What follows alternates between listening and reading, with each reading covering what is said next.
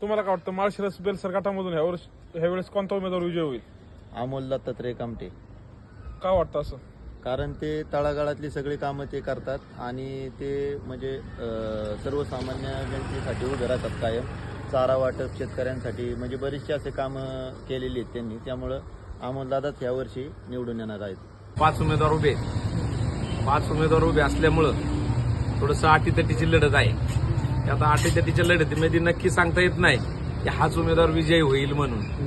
तोपर्यंत भाजप आणि शिवसेना या दोन्हीच पक्षाची चुरस आहे. मागच्या वेळेस शिंदे गटच होता, पहिला ह्याचा शिवसेनेचाच गट उभा आहे. अख्खा पॅनल त्यांनी आणला होता.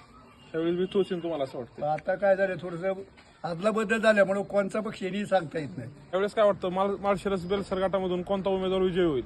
अमोलदादा कामटे फिक्स. मी असं का वाटतं तुम्हाला? कारण का आजपर्यंत तो माणूस आपल्यासाठी उभा राहिलाय. आता ही वेळ आहे की आपण त्याच्या मागे उभं राहायचंय. आमच्यासाठी ते कायम तत्पर आहेत. आमच्या प्रत्येक कॉलला केले आणि गोरगरिबांचा माणूस आहे. असं नाही की त्यांनी कुठं बाहेर राहून काय ते राजकारण करतात. तो आपला गोरगरिबांचा माणूस. त्याच्यामुळं 100% आपल्यातला माणूस कोणतरी वर जाणं गरजेचं आहे आणि त्याचा फायदा 100% आपल्यालाच होणार आहे. 100% जनता वारकरी मंडळी सगळेजण आज त्यांच्याबरोबर उभे राहणार आहेत. कारण का इथून मागे झालेल्या सगळ्या घटना सगळ्यांना माहिती आहेत आणि इथून पुढे त्यांना या गोष्टी बदलायच्या आहेत. त्याच्यामुळे 100% त्या नवीन माणसाच्या आणि आपल्या एका शेतकरी मुलाच्या मागे उभं राहतील ही गॅरंटी 100% सगळ्यांना. आणि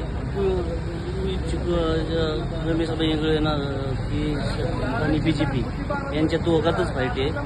अजयदादा इंगळे आणि कैलास जगताप. अमोलदादा कामते 100% निवडून. त्यांना कुठल्या पक्षातून जर ते उभे राहिले तर त्यांनी आतापर्यंत एवढी म्हणजे माणसं कामाला प्रत्येक गावात त्यांची कामं आहेत. म्हणजे आता त्या माणसाला कुठलं पद नाही काय नाही, पण तरी पण तो माणूस नाही का गरीब व्यक्तींसाठी माणसांसाठी झटतोय.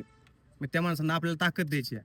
आपण त्यांना आता ताकद दिली, ते मोठे केलं तर आपल्या सगळ्या गावाचा म्हणजे ग्रामीण भागाचा विकास होणार आहे 100%. आम्हाला म्हणजे कमळाचं जास्त गॅरंटी. अमोलदादा कामठी. मी असं का वाटतं तुम्हाला?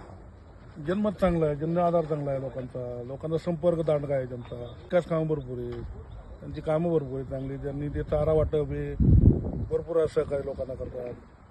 पंढरपूर दर्शन लोकांना केलं त्यांनी. गोरगरिबांसाठी सहकार्य करतात कायम. ते 24 तास उपलब्ध असतात.